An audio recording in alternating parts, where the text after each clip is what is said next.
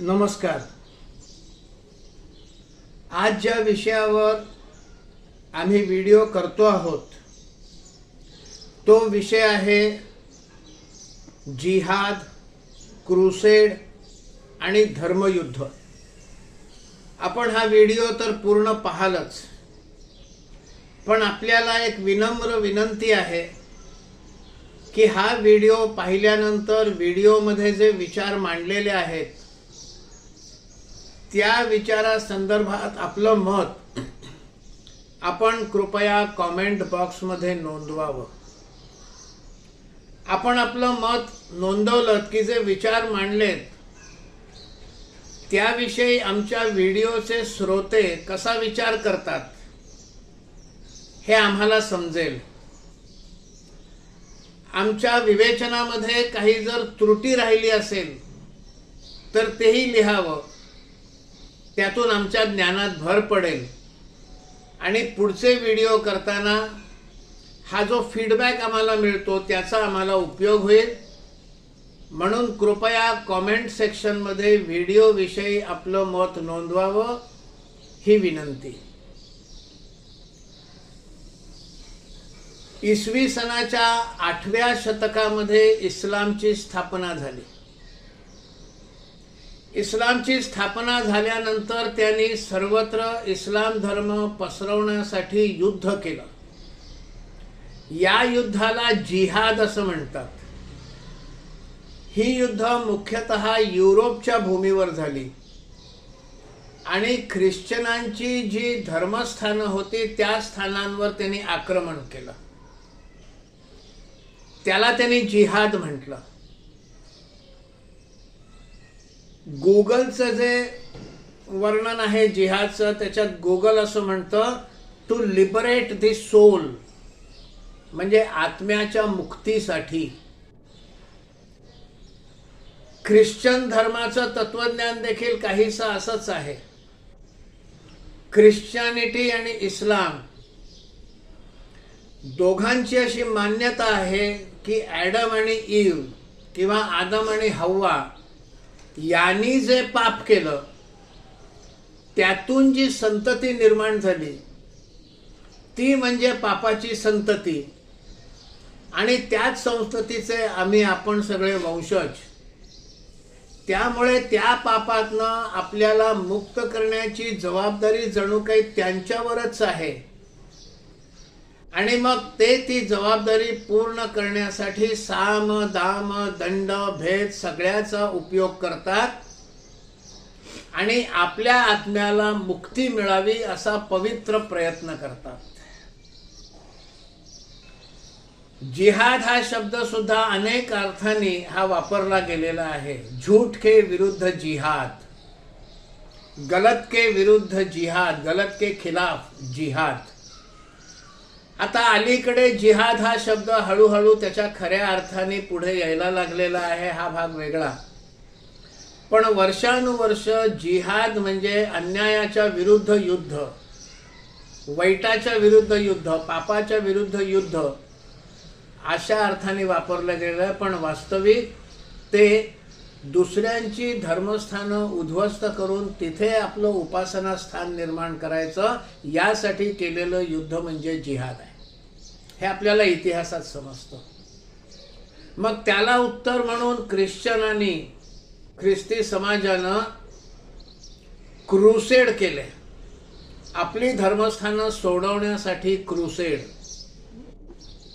क्रुसेडचा ऑक्सफोर्डमध्ये जो अर्थ दिलेला आहे, 3-4 अर्थ दिलेत, त्यातला एक अर्थ, पहिला अर्थ त्यांनी म्हटलाय to fight for what you think is rightfully yours. जे तुमचं आहे हे तुम्हाला प्रामाणिकपणे वाटतं ते मिळवण्यासाठी केलेलं युद्ध म्हणजे क्रुसेड असा ऑक्सफोर्डचा अर्थ आहे। आणि इस्लाम धर्मीयांनी ख्रिश्चन धर्मीयांच्या उपासना स्थळांवर आक्रमण करून ती उद्ध्वस्त केली, आपली उपासना स्थानं तिथे मिळवली, उभी केली। ती सोडवण्यासाठी युद्ध म्हणजे क्रुसेड। मग ते क्रुसेड करणारे नाइट्स, KNIGHT, म्हणजे योद्धे, नाईट्स इन शायनिंग आर्मर असा त्यांचा गौरव केलेला आहे. मग राम जन्मभूमी ही आमचीच आहे.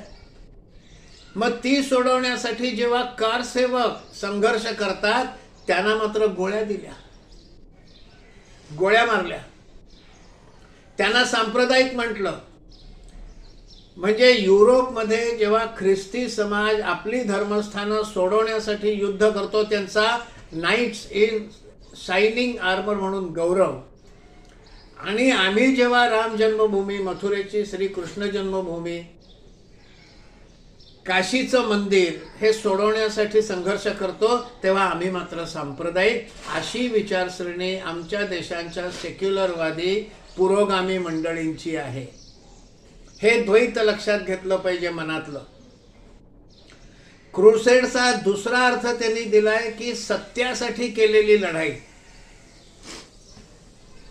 अयोग्य चुकीच्या गोष्टींच्या विरोधात केलेली लढाई, अन्यायाच्या विरोधात केलेली लढाई म्हणजे क्रुसेड, पापाच्या विरोधात केलेली लढाई म्हणजे crusade. Crusade against corruption, crusade against bigotry असा त्या क्रुसेडचा अर्थ हा घेतला जातो. पण गंमत म्हणजे ते त्यांच्या उपासनेसाठी, उपासनेच्या प्रतिष्ठापनेसाठी तुम्ही आम्ही पापाची संतती आहोत अशी त्यांची मान्यता असे, त्या पापातनं मुक्त करून आपले आत्मे मुक्त करावे म्हणून आपल्यावर धर्मांतरण करणं, याचा गौरव जिहाद आणि क्रुसेडमधनं केला गेला. पण आमच्याकडे धर्मयुद्ध, धर्मयुद्धाला सांप्रदायिक असं वर्णन केलं आहे. वास्तविक धर्मयुद्ध हे अन्यायाविरुद्ध न्यायाचं युद्ध आहे. इथे कुठल्याही उपासना पद्धतीचा संबंधच येत नाही.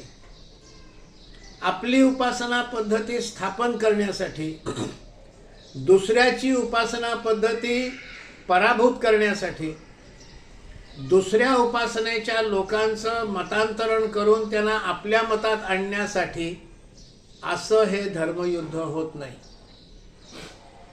आपल्या संस्कृतीतली दोन मोठी युद्ध, एक रामायण आणि एक महाभारत, ही सांप्रदायिक नव्हती. ही न्याय विरुद्ध अन्याय असे युद्ध होती.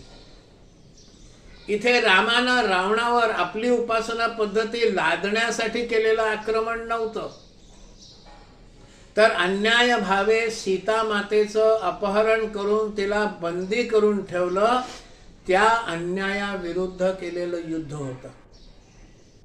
त्या युद्धाच्या माध्यमातनं रावणाकडनं त्रस्त झालेले, प्रताडित झालेले जनजातीय दक्षिण भारतातले त्यांना संघटित केलं. त्यांना संघटित करून सैन्य उभं केलं आणि त्या सैन्याकरवी रावणाचा पराभव केला. अन्यायाविरुद्ध झालेली ही लढाई आहे, म्हणून त्याला धर्मयुद्ध म्हणतात. महाभारतात तर ते एकाच वंशाचे होते, कुरुवंशाचे होते, भाऊबंद होते. त्यामुळे आपली उपासना दुसऱ्यांवर लादण्यासाठी केलेलं ते युद्ध नव्हतं, तर कौरवांनी पांडवांच्या विरुद्ध केलेल्या अन्यायाच्या विरुद्ध ते युद्ध होतं. आणि ते तसं लढलं गेलं. न्यायाचा जय झाला. प्रभू रामचंद्रांची न्यायाची बाजू होती, पांडवांची न्यायाची बाजू होती, त्यांचा जय झाला. त्याला धर्मयुद्ध म्हटलं. आणि धर्मयुद्ध म्हणजे नुसतं न्याय विरुद्ध अन्याय असे युद्ध नाहीये. धर्मयुद्धाचे नियम असायचे. सकाळी सूर्योदयाला युद्ध सुरू व्हायचं. युद्ध सुरू झाल्याची शंख वाजवून घोषणा केली जायची. सूर्यास्ताला ते युद्ध संपायचं. पुन्हा शंख वाजवून आजचं युद्ध संपल्याची घोषणा व्हायची. दोन्ही बाजूचे सैनिक आपापल्या छावण्यांमध्ये जायचे. अंधार पडल्यानंतर कोणीही कोणावर वार करत नसे. एकाशी एकानेच लढायचं असं युद्ध होतं. त्याचा नियम होता. एक विरुद्ध अनेक असं युद्ध, विषमयुद्ध हे धर्मयुद्धात मान्य नव्हतं. निशस्त्राबरोबर युद्ध हे केलं जात नसे. घायाळ पडलेल्या बरोबर युद्ध हे नियमबाह्य होतं. असे या धर्मयुद्धाची चौकट होती. आणि मग जो धर्मयुद्धाचे नियम मोडून युद्ध करेल त्याच्याशी मग नियम मोडून युद्ध करणं हे देखील मान्य होतं. अभिमन्यूला घायाळ असताना एकाच वेळेला 7-7, 8-8 लोकांनी त्याच्यावर आक्रमण केलं आणि त्यांचा मृत्यू झाला. त्याच्यामध्ये कर्ण होता. मग कर्ण जेव्हा रथाचं चाक रुतलं आणि खाली उतरावं लागलं, आपलं धनुष्यबाण त्यांनी ठेवलं होतं, तेव्हा श्रीकृष्णानं अर्जुनाला सांगितलं, मार याला. कर्ण म्हणाला, अहो धर्मयुद्ध आहे, मी रथावरनं खाली उतरलोय, माझ्या रथाचा चाक चिखलात रुतलाय, माझ्या हातात शस्त्र नाही. तेव्हा श्रीकृष्णानं कर्णाला म्हटलंय, त्या अभिमन्यूला 6-6, 7-7, 8-8 लोकांनी जेव्हा निशस्त्र अवस्थेत तो घायाळ पडलेला असताना मारलं, तेव्हा धर्म नाही का आठवला? कर्णाने युद्धाचे नियम पाळले नाहीत, म्हणून मग श्रीकृष्णानं अर्जुनाला सांगितलं, ह्याच्या बाबतीत युद्धाचा नियम पाळण्याची आवश्यकता नाही, बाण मार. आणि तिथून मग वाक्प्रचार झाला, तेव्हा कुठे गेला होता तुझा धर्म, आत्ता आम्हाला शिकवतोयस, असं हे वाक्प्रचार देखील आला. त्यामुळे क्रुसेड आणि जिहाद ही दुसऱ्यांची उपासना पराभूत करून आपली उपासना त्यांच्यावर लादण्यासाठी झालेलं युद्ध म्हणजे जिहाद किंवा क्रुसेड, असा त्याचा अर्थ आहे. भारतात तर अनेक प्रकारचे जिहाद चाललेले आपल्याला दिसतात. क्रुसेड अजून तसे त्यांचे छुपा मार्गाने चालतात. मग ते प्रलोभन दाखवणार, सेवा कार्याच्या आडून करणार, धर्मांतरण हे ख्रिश्चन मिशनरी करतात. धर्मयुद्ध हे न्यायासाठी आहे. आमची असलेली राम जन्मभूमी पाडली, ती आम्हाला परत पाहिजे, हे न्यायासाठी झालेलं युद्ध आहे. पण त्यातल्या करसेवकांना सांप्रदायिक म्हटलं गेलं. त्यामुळे जिहाद आणि क्रुसेड वेगळं, धर्मयुद्ध वेगळं. धर्मयुद्ध हे न्याय आणि अन्यायातलं युद्ध आहे, ते सांप्रदायिक नाही आहे. जिहाद आणि क्रुसेड हे सांप्रदायिक आहेत. हा आपला विचार स्पष्ट असावा म्हणून याचं विवेचन करण्याचा प्रयत्न केलाय. आपल्याला जर हे विवेचन पसंत पडलं असेल किंवा काही त्रुटी वाटल्या असेल तर जसं सुरुवातीला सांगितलं तसं कॉमेंट बॉक्समध्ये आपलं मत अवश्य नोंदवा. आवडला असेल तर लाईक करा. आणि भविष्य काळामध्ये असले व्हिडिओ ऐकायची जर इच्छा असेल तर कृपया चॅनल सबस्क्राईब करा. धन्यवाद.